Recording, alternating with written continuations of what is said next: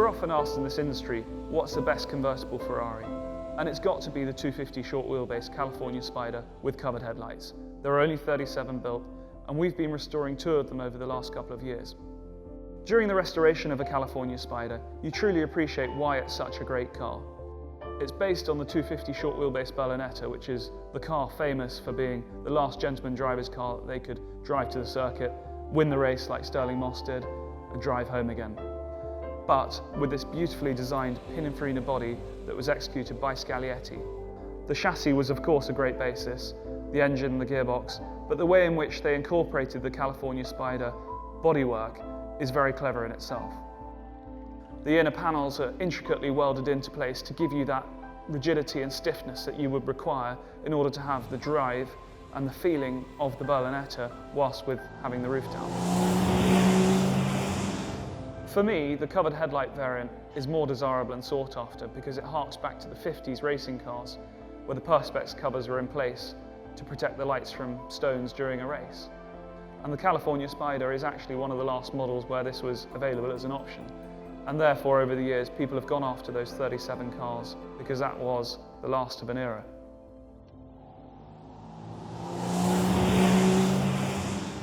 The first stage of our restoration is when the car comes in, we completely strip the car.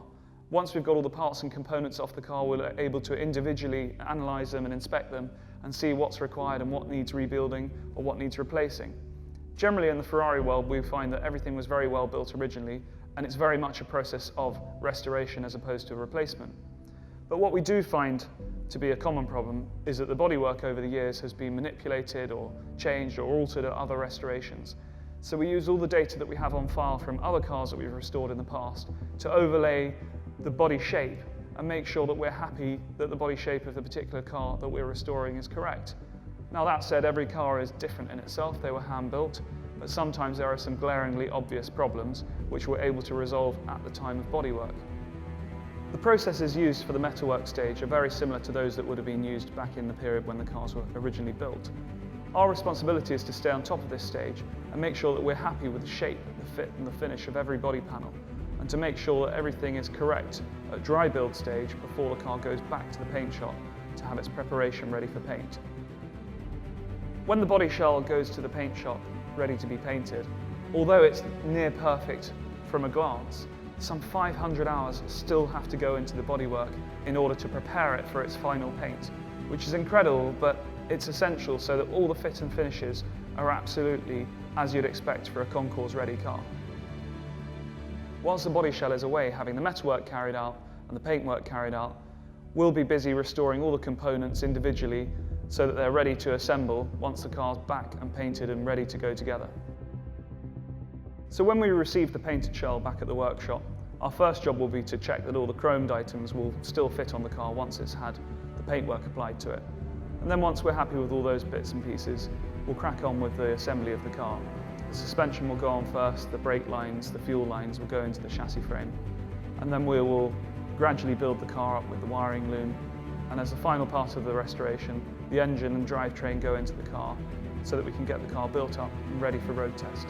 That stage of the process probably takes around 6 to 7 months from receiving the car back from the paint shop to being able to first go up the road and do our first test miles. Undoubtedly, when we go for our first test drive, there'll be a few snags and bits and pieces that we're not quite happy with. So the key is to do continuous test drives, but for short distances, bringing the car back, attending to and amending things that we found that are at fault, perfecting them, and then going back on the road and testing it again. Once the restoration's finished and we finally get to properly test the car, you really understand why the 250 California Spider is the car to own when it comes to a convertible Ferrari. They just have such a dynamic, well-balanced chassis, good power, great gearbox, great drivetrain. It just is everything that a Ferrari should be in one car. The best all-round convertible Ferrari ever built.